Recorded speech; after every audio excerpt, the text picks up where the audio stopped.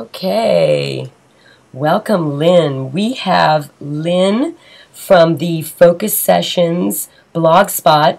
That's psychicfocus.blogspot.com. I came across Lynn's website towards the end of 2011, and I was really struck by the accuracy and the articulate way she expresses her perceptions.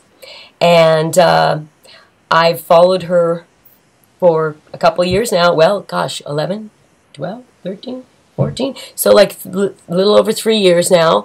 And she has been right on, so spot on, over and over again, whether it's the false flags, whether it's DNA, the multi-dimensions.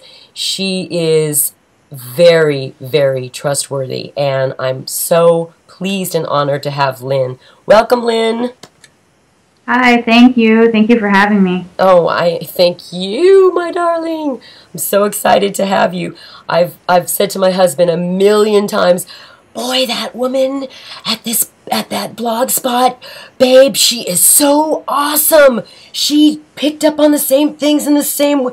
You know, it's just, I think that that's what is so valuable about what you offer, Lynn, is that so many of us are upgrading our DNA, and so people everywhere are becoming more perceptive and more intuitive and connected to their intuition. And when they have someone like you that they can check in with, it helps to validate their own perceptions. And you're like a teacher, girl. You're like a teacher. Thanks. I appreciate that. That's nice. Yeah. And so you're a young mother, 30s, you know, that's young to me. And that's humbling in the sense that, you know, you just living your life. And how old were you when you realized that you had these qualities? Well, from the time I was a kid, honestly, I felt that I had something different. I knew I wasn't like everybody else. Put it that way. I always sensed things. I could feel things. It was like I knew, but I didn't really know how I knew. And, you know, when you're growing up and you're a teenager, all you really want to do is fit in. And for the longest time, I kind of wished it away. I didn't look at it like a gift. I didn't embrace it or truly utilize it. In fact, it was almost like a curse. And, you know, I even went through a period, you know, in my teens and early 20s where I questioned, you know, do I have a mental illness? Like, why do I see things other people don't see? Why do I feel things other people don't feel? And I tried to suppress it as much as what I could. And it was meeting my husband and his curiosity and, you know, talking with him. And, of course, you start talking about different experiences you had in your life. And, you know, I confessed to, you know, seeing this or, you know, having this feeling. You walk in and you just knew someone's emotions or you knew what was going on and you didn't really know how you did.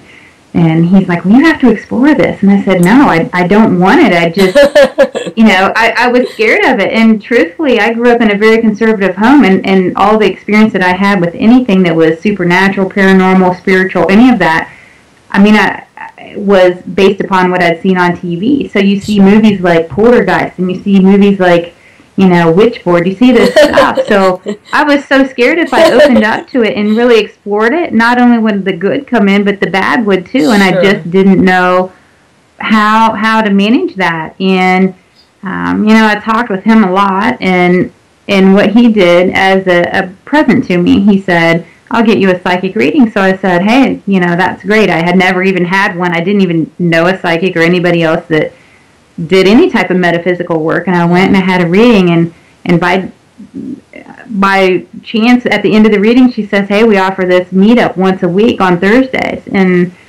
I was like, well, okay, I'll come and see what it's all about. And I was skeptical and I was nervous, and even at the last minute I kind of didn't want to go because it was out of my comfort zone. And my husband's like, you know, you were meant to do this. You found this woman, you went and had this reading, and here's this class. You need to go take advantage of it. Aww. And he pretty much said, you need to do this, you need to do this, and kind of shoved me out the door, you know. So I show up, and, you know, I meet this great group of people. It really opened my eyes, and through meeting like-minded people that had their own special gifts, I learned how to open up, and it took me a while to open up. But I gradually did, and at the same time I did, I was so focused on protection and how you keep the negativity away. I learned about, you know, keeping your vibration elevated and using tools. Some people use crystals. I like to use crystals when I'm doing a lot of readings and have a lot of energy work, but just the power of the mind and the power of intent is so amazing, and I use that, you know, first and foremost. That's how I protect myself, my family, my home, all of that. I do most of that, you know, mentally. But the way that the blog was born was, you know, going and taking this class. I would come home and I would tell him, you know, what exercises we did or different readings, and then he'd have me practice on people that he worked with that I didn't know and all of this. And he says, you know, you need to document this. How are you, you know, comparing yourself and how you've grown? And, you know, you have a mental dictionary that kind of grows with each reading. You have different experiences or different signs that come to you, and it's just an ever-evolving tool. And he goes, you know, you need to document this. And I'm like, yeah, probably should. And next thing I know, he's the one that set me up. And he goes, here, we can record your readings here. And so that's really how the blog was born, as a way to journal my experiences and watch my growth. And to be honest, I'm so humbled and so amazed at how many people have taken interest in it and, you know, become a part of my daily life. I go in and, you know, I pick a reading that, you know, someone has a question on, and kind of give it what I have. I focus on what I get. I try to shut my rational side down and just let things flow, and what I get is what I record. And I share that with people, and people have taken an interest in it. I think people are so starved for truth. They're so starved for just connecting to other people, and it's just blossomed into what it is now, and it's great. I love it. I love just the connectedness of people. Yeah. Well, number one, you're so lucky to have a partner that supports and literally has coached it out of you. You know, for so many people, that is a huge obstacle. You know, if you're not supported, it's something that's not going to be, you know, comfortable to come out. And good for you for stepping out of your comfort zone, because yeah, you do. You have to push yourself. You know, you can't figure out, you know, if you are growing unless you keep pushing yourself. And then, you know, the other thing that you said that's so important is unity, is connecting with other like-minded people, because, you know, there's only a small percentage of us, and even though it's a small percentage of us, we are the brightest bulbs, you know, in the pack. So the fact that we're smaller in minority doesn't mean that we're lesser in power, but we're spread out all over the place. You know, these star seeds, these indigos, these crystals, you know, the evolution of our DNA, because that's really what this is. Our skill set, your skill set, my skill set, is just reflective of that evolutionary leap that our species is taking, and we're the, you know, the front line. We're the front line, you know. We're shifting a little earlier than the others, and we're here to show that path to our brothers and sisters and help them to come into the full fruition of their DNA, you know, their original DNA, 12-strand DNA imprint. So, you know, and then lastly, the most important thing that you said is that people really are hungry. They're just really hungry. They're hungry to know that there is light, and that there is life, and that there is a future. At this point, things are getting kind of rocky and scary, but, you know, absolutely. That's why, you know, you give hope. You give such hope to people, and it's not, you know, like I was saying, that sugar plum fairy kind of hope. It's real practical understanding and awareness, because where we're shifting to, into, you know, the fifth dimension, into our higher frequency, this is all new territory. And so I think that when people do have that touchstone, that person that says, hey, you know, are you nauseated? Are you being affected by, you know, the frequencies? You know, so am I. And everyone goes, oh, okay. Because I thought I was having a heart attack. Or, you know, they are using, you know, geoengineering, and yes, you are getting sick from, you know, aluminum and barium that's, you know, raining down on you all day. I think that people want to know what's happening to them, because it's happening and no one's telling them. So all these things are important. And you address all of that, Lynn. My gosh, you cover such ground. That's the one thing I love about the blog. It is anything and everything, and it's such a variety. I mean, people want answers, and, you know, it's not just in one category. I mean, there's a lot that's going on, and a lot that's being told, and a lot that's happening that's being told in a non-truthful way. So yes, that's very true, and that's another, you know, if you want to get down to the real practical reasons, we're in the fourth dimension, and so anything goes in the fourth dimension. There's no filters.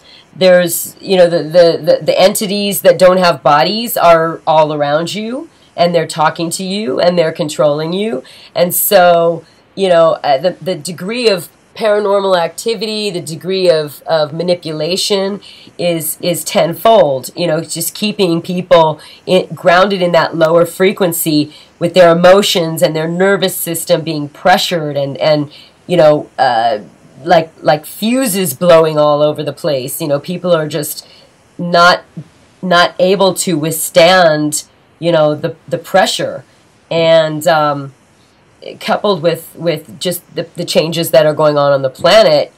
I mean, this is an incredible time to be alive, for sure, but it's challenging.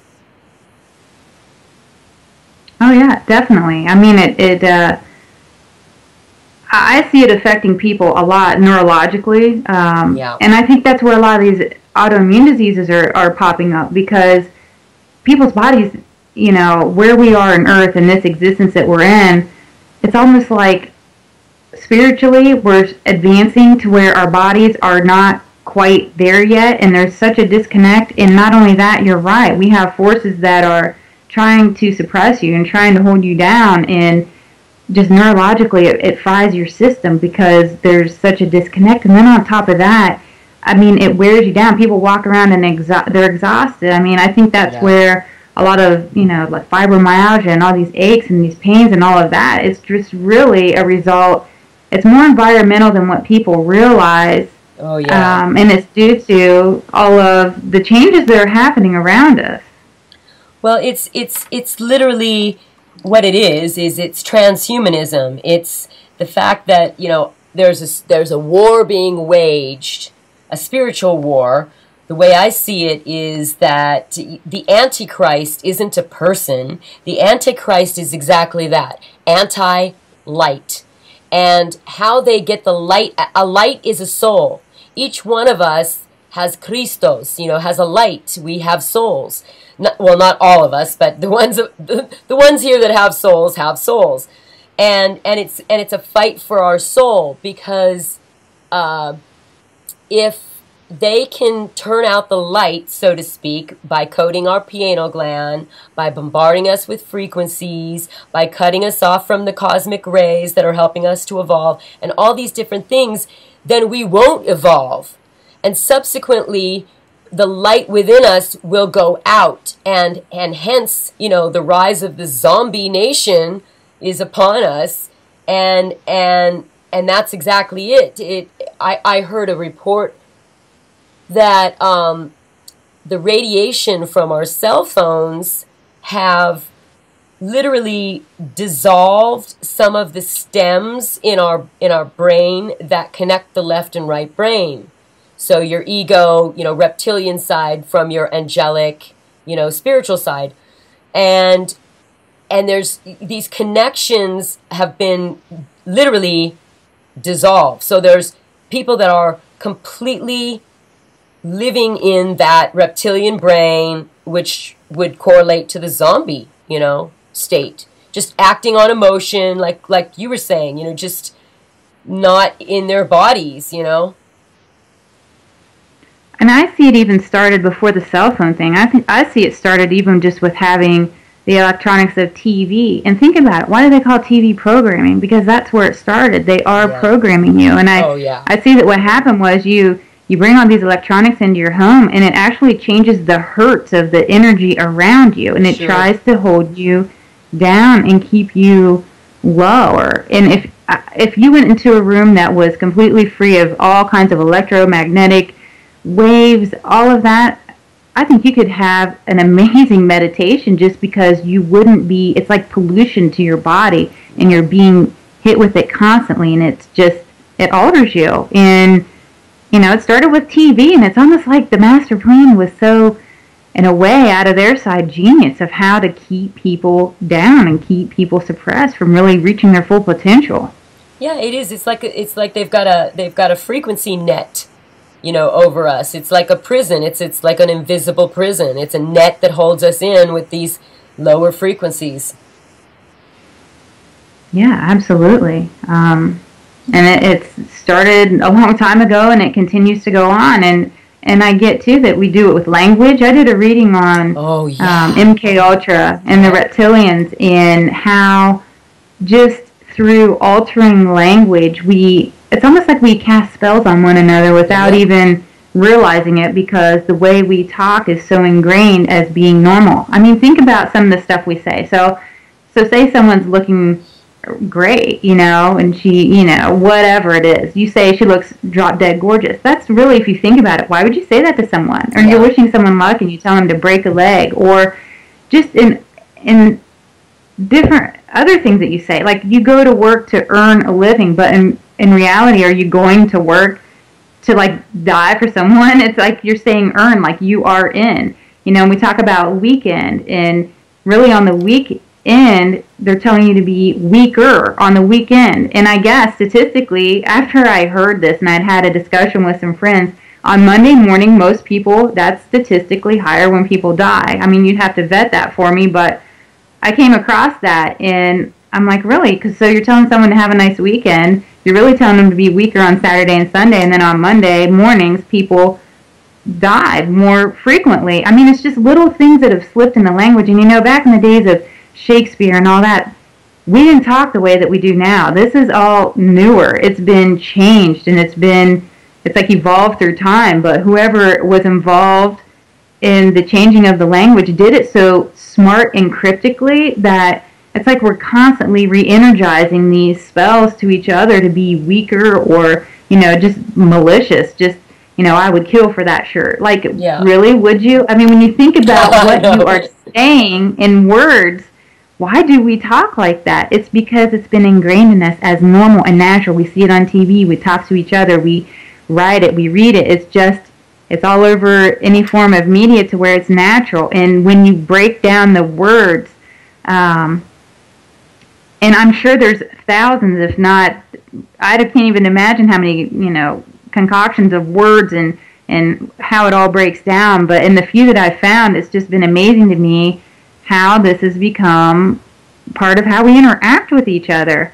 Even the word saying you, and I don't know how to take the word you out of my language, because it's, you know, how do you do that? But when you're saying you're calling someone a female sheep, and I get that's what the root of all of it was, because we're all like sheep. So as long as we say the word you, hey you, or what are you doing, you're just reinforcing that the person that you're talking to is a female sheep, and we're all following, you know, this whatever it is, this lower level energy, but it's suppressing us and keeping us right where they want us to be. So how you change your language, I don't know, but I think about it constantly. I'll tell you a couple things. When I was in my 20s, I recognized this. I recognized this exact thing that you just said. And not in the bigger picture, but how it applied to, okay, I was a singer-songwriter, okay? And I realized by the way people spoke to me, whether I would have anything to do with them or not. Like, for instance, if somebody said, well, isn't that kind of ridiculous, you know, that you think that you're going to be, you know, a famous singer or whatever?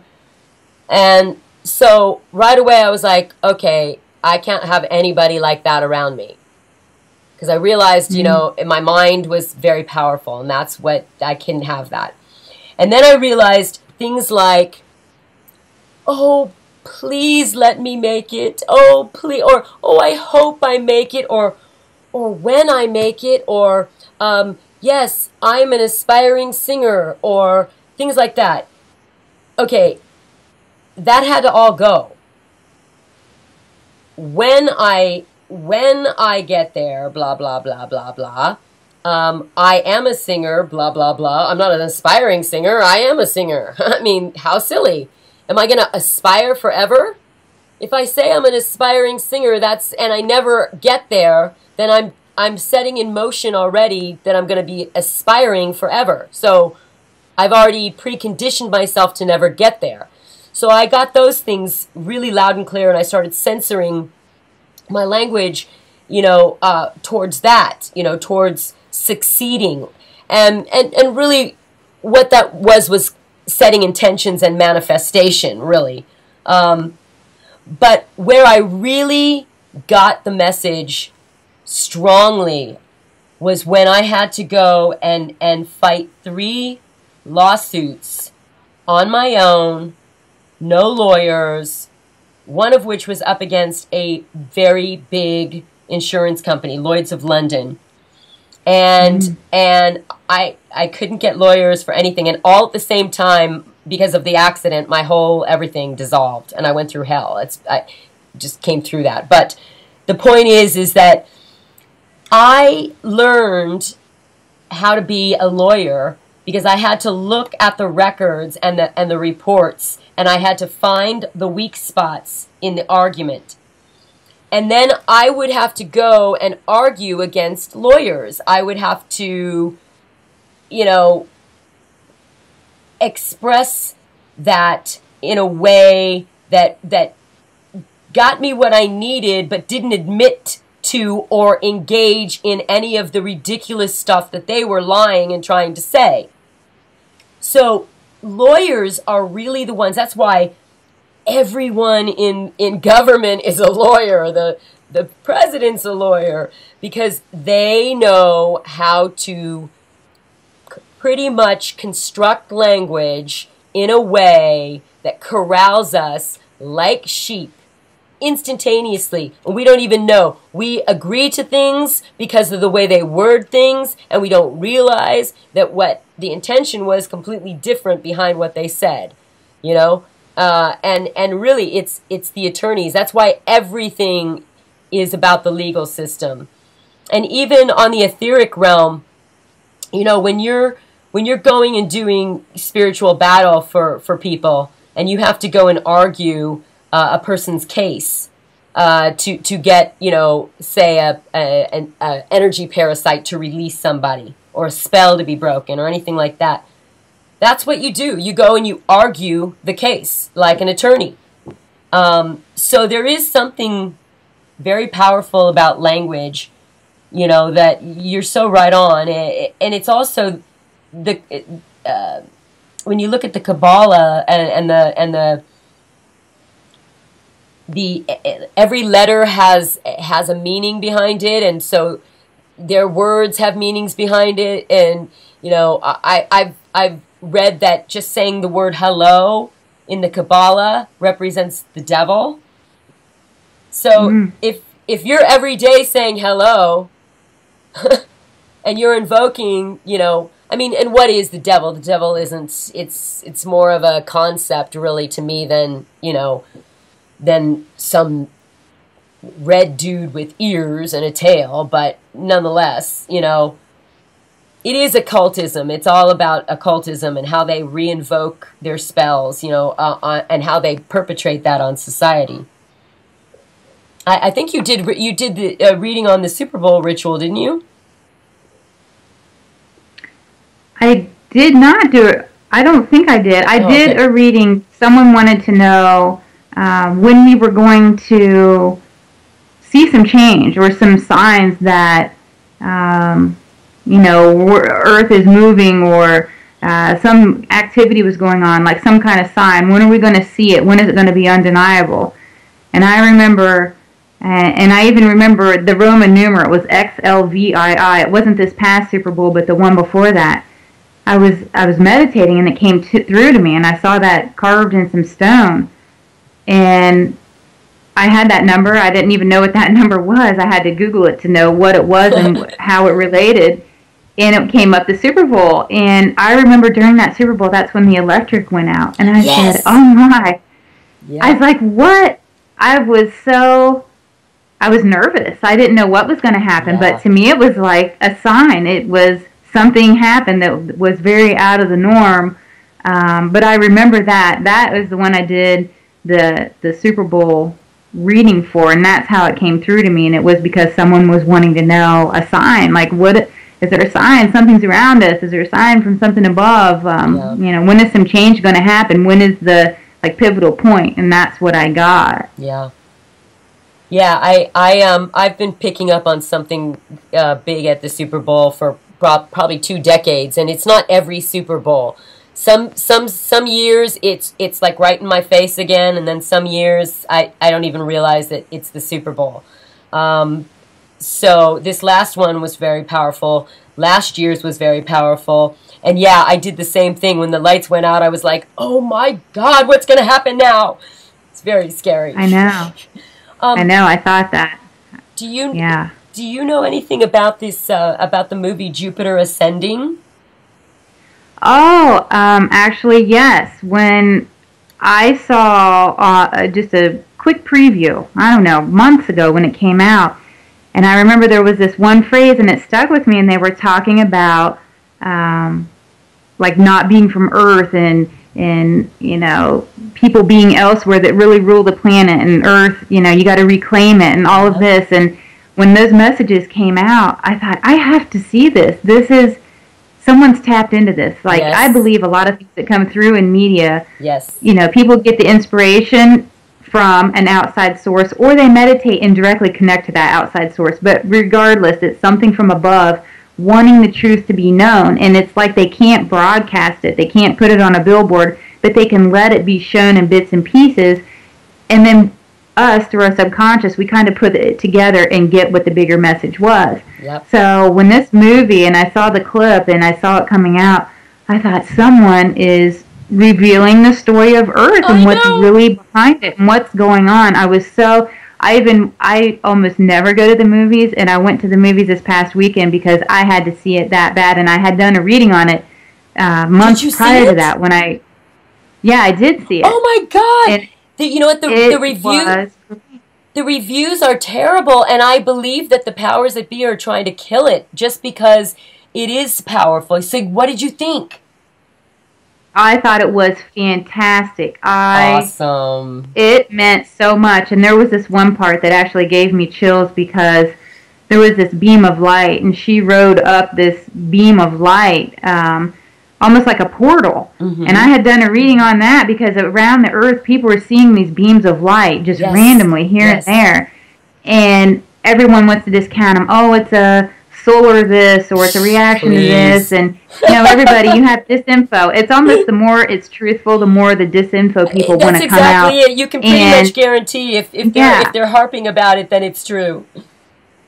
So in this one part where I saw her ride it, I thought to myself, I've seen that. It makes sense. It's almost like a validation because, you know, you do a reading and it connects with you and it feels so truthful, but it's nice. It's almost to get that confirmation, like, yes, I'm on the right path. Yeah. Okay, I can continue because I'm connecting correctly. But I thought it was a great movie. It was there's so much more to the story, and it's almost like I was hungry for more explanation, more history. But at the same time, I think we can only handle so much at a time. If they throw it all at you, it's very confusing. It's so complex.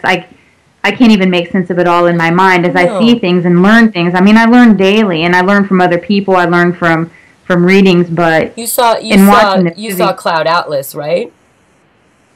I did see that. Yeah. Well, it's the same. It's the same filmmakers, the Wachowski brothers, or brother and sister now, because Lana had Lana transgendered. But yeah, the Matrix was, as I like to say it, the Matrix. They showed us what this place is, and Cloud Atlas, they're showing you the process of it, and with Jupiter Ascending, they're showing you what we're up against. And I'm curious. I'm curious if you feel that Jupiter Jones character, a woman that walks among us, that can, you know, has the power to rescue humanity. Do you feel that that's a possibility? To be honest, I don't think it's one person. I think it's a collective consciousness of people will come together. But and maybe it might be a small group that grows into a... Maybe it's the feminine aspect.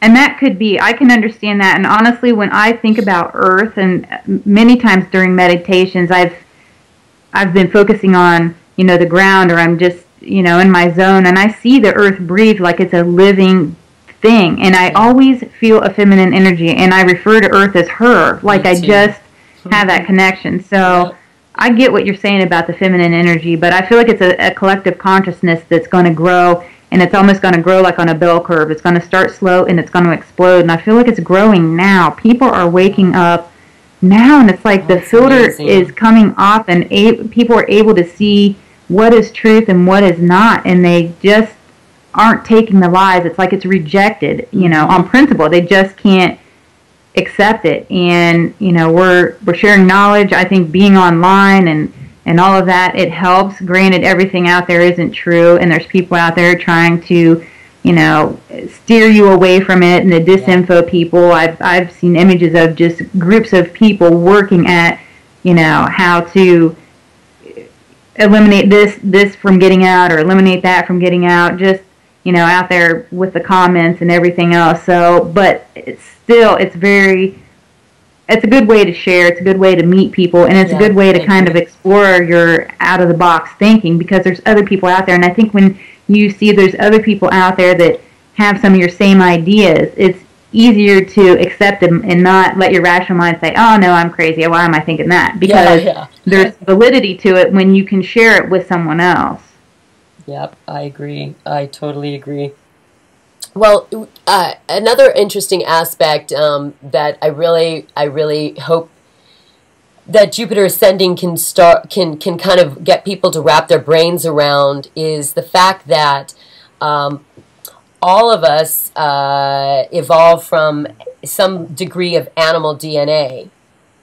And it seems like her warrior dude there in the movie, he was what, part dog? Yes. So, and in my mind, I've seen a dog and a cat, and they're both humanoid. And you're right. It is animal-based DNA, but a humanoid shape, meaning 2 legs, you walk upright, 2 arms. Some do have tails, and some do not, or you have a stub of where a tail is. Well, I'm sorry, go ahead. No, that's okay. That's okay. Because I think I've seen you kind of dabble into this a little bit before, and I studied with the Arcturians for 7 years, starting in 1993, to precede this period. There's a group of us that were contacted, and we were kind of schooled, shall we say, just a little bit ahead of, you know, the curve. And one of the things that they explained to us was that, you know, for instance, if you look at somebody, like, for instance, I'm very cat-like, and I have a lot of cats, and I've come to bringing up my Akashic memories. My galactic soul signature goes back to the planet system, or to the star system Lyra, specifically to the planet Vega. And you go and you do your history, your internet history, I should say. And Vega, they were it was a feline race there. And so that makes sense. But, you know, if you look at somebody and you think, wow, that person kind of looks like a turtle. Or you look at someone else and you go, wow, that person kind of reminds me of a wolf. It's not by accident, because we actually have that animal DNA that kind of shines through in the mix with our human DNA and the reptilian DNA. So does that sound right with you, with what you pick up? Oh, absolutely. In a recent reading I did, it came to me that, like, there were 2, I guess, I don't know, I don't want to use the word king, that doesn't feel right, but there were like 2 of the most powerful ETs out there, and one was rooted with a dog DNA, and one was rooted with a cat DNA. And from there, it's almost like the other animals and the other species, they were created, you know, you have genetic experimentation all along to try to come up with different animals, people. I think there were minotaurs and all this kind of stuff. Some of it's extinct, but honestly, I mean, what is that? That's, you're taking an animal and you're infusing human-like DNA. It's like everything turns into a humanoid shape eventually.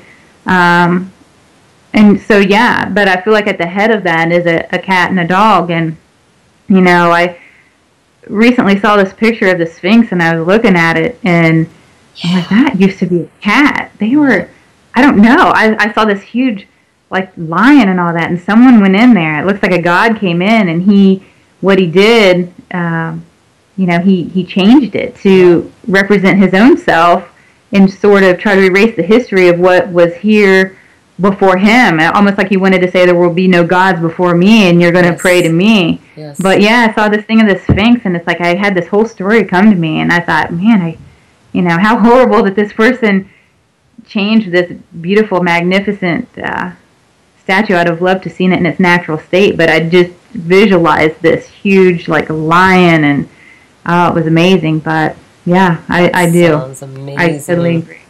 Well, and you see so much of that, you know, tied into some of the icons in different religions. You know, Hinduism has, I forget the character's name. You know, she rides on a tiger, and you know, you've got the tarot card Strength, where she's with a lion, and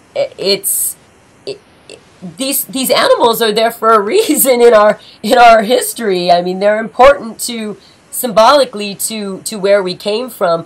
That's why I think one of the things that's so important to raising our frequency, you know, as a collective, is really also coming to the understanding that animals are our brothers and sisters, and in fact, some of us have to incarnate, you know, into these animals. So sometimes you're looking into an animal's eyes, and there's a person in there that, you know, is in there for a reason. And so the fact that we look at animals as things that we own, or that we can abuse, or that they don't feel, or that they don't have personalities or minds or rights, you know, that we can eat animals even.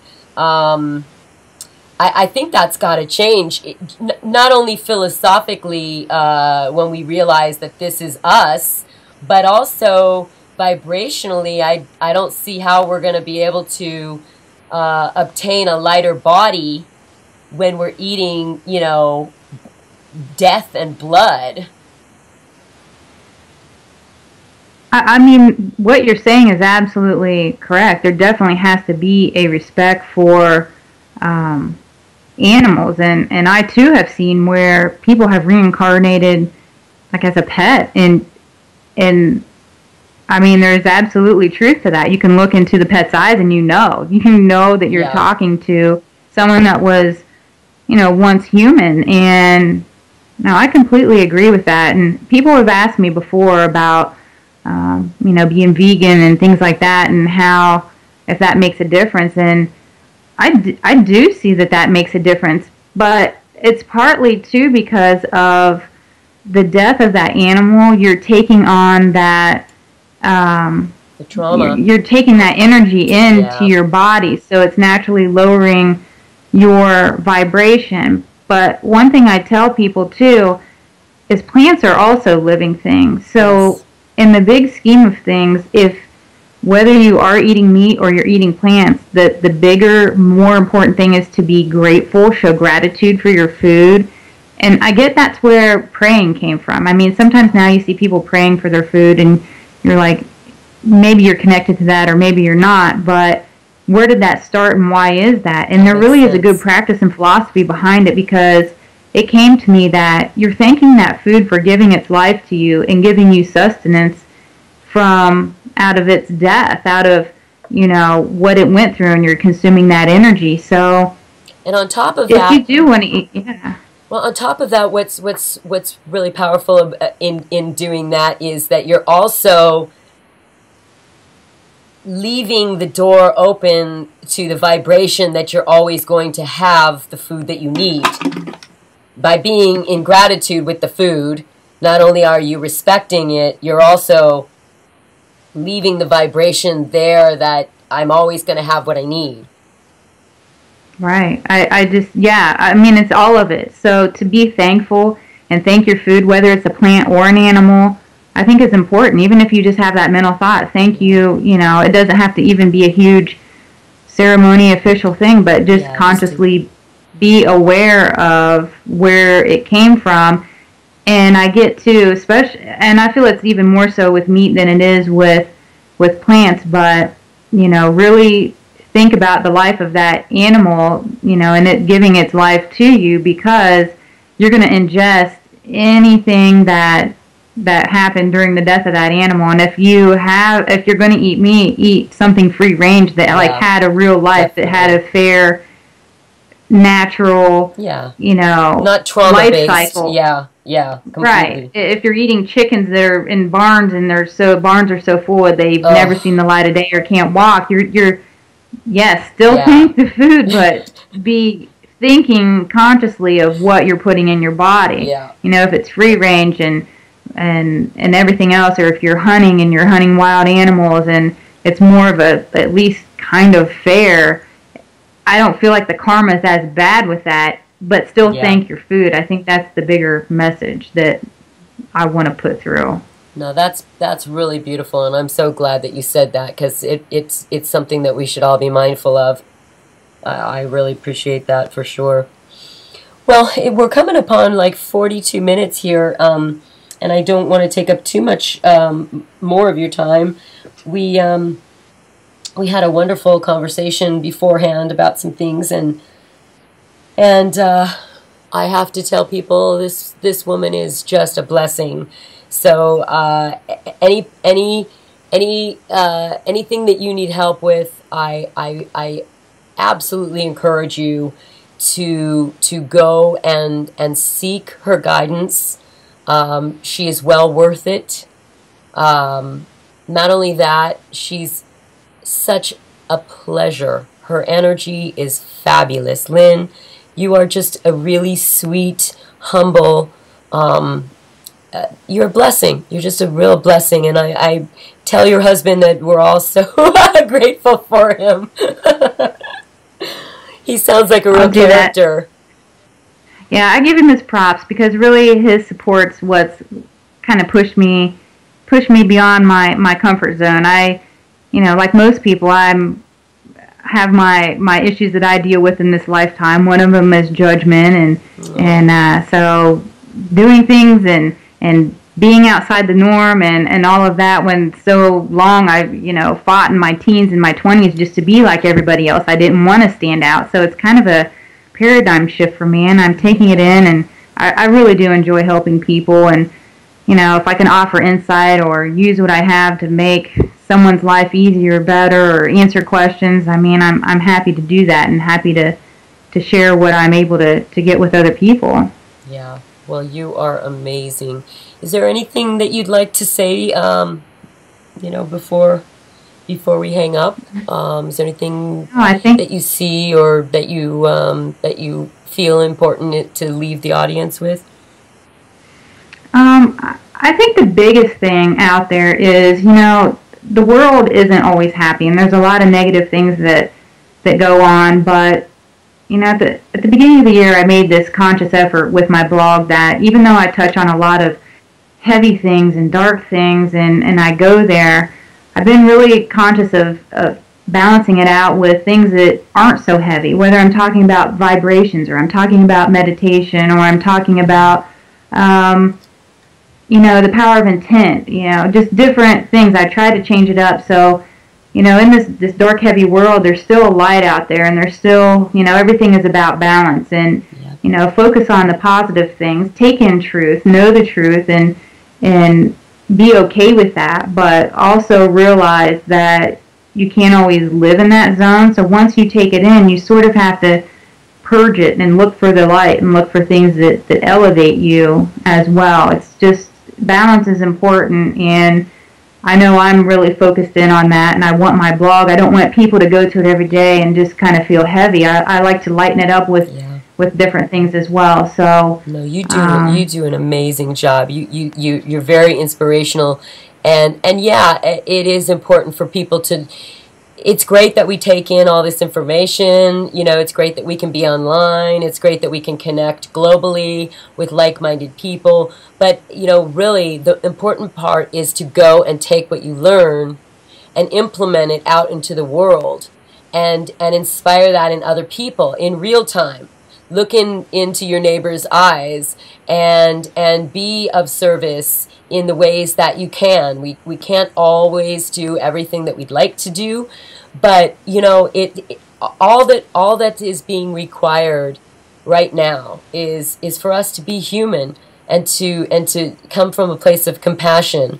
And I think that, like I said, your blog really brings that home. It brings heavy information into our space with a light and non-judgmental delivery that, like you said, is just people are hungry for it, and you give it to them, girl. Thanks. I appreciate that. Thank you. Well, I'm gonna just click the button off, and then just hang on one quick second so I can say goodbye to you. But I'm gonna say this: thank you so much, Lynn, and we appreciate everybody being here, and we hope that you got something from this conversation. I'll have a ticker with your blog address, and so people will be able to get in touch with you. And I think you're on Facebook too, aren't you? Yes, I am, and you can link to my Facebook through my blog. I actually have a contact tab on there, but yeah, you can find me under Psychic Focus on Facebook and on Twitter. I'm at Psychic Focus. I'll link all those on on my website as well, and on my Facebook page, so everyone will find you. Anyway, thank you so much, Lynn, and Shanti Blaby. You have blessings tenfold because you are fabulous. Oh, thank you. Thank you. I am a spirit of the ancient woods. Do you want to know a secret? Walk with me. Everything is alive, and there's no such thing as time. Remember a long ago day when birds sang your name, and know that day continues now. It's still the same world we loved as a child.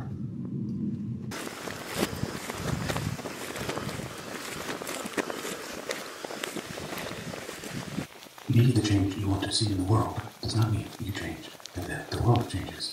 When you sleep at night, near and far others dream. Whether they walk in nightmares or paradise, their dreams are their own, and affect your own dreams not at all. As in life, in dreams they come. The misery, the fear, the anger, the sorrow are not you. At any moment, it is possible again to be free. It is a matter of choice.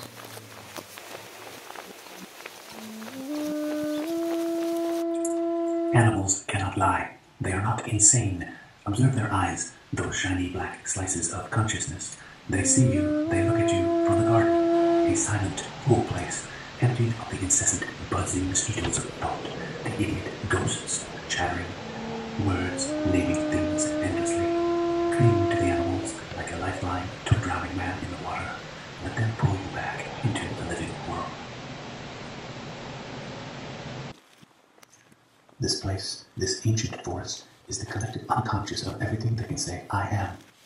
And the wild ones are here too, here and gone, in and out. It is the land of the dead and the dreaming. You're here because you have a recurring, desperate, hopeless desire to do something big to save the world.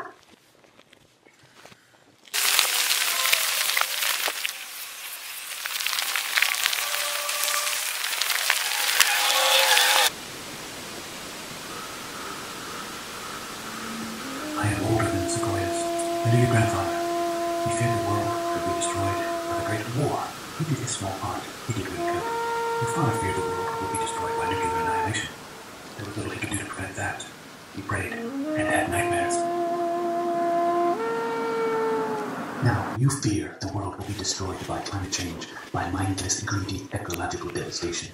You do your small part to prevent it. You fight for life. That is your instinct, like every creature. There is no creature so small and timid it will not, when inescapably trapped, turn at last and face its enemy, rearing up on its back legs, kicking its paws or feet, or hooves or hands, gnashing its terrible white teeth, be they ever so small. But you are a human being, a different kind of animal, cursed and blessed with a different kind of consciousness. For you, despair, rage, sorrow, helplessness are always only a thought away.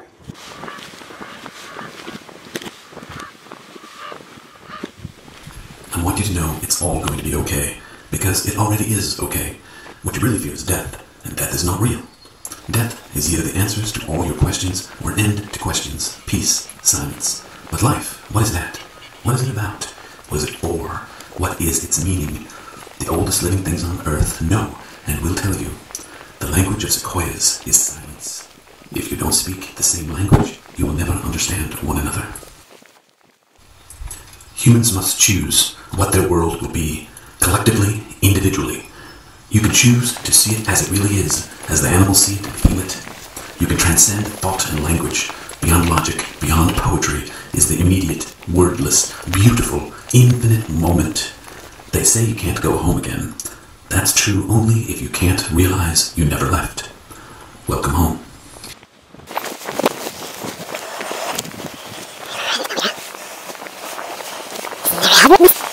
Strong hearts to the front. What we strive to do here is to save the world by triggering a leap in evolution inside the collective consciousness. Everything you think, feel, and say, awake or asleep, is heard and felt by the others. Peace now is not a demand, it is an observation.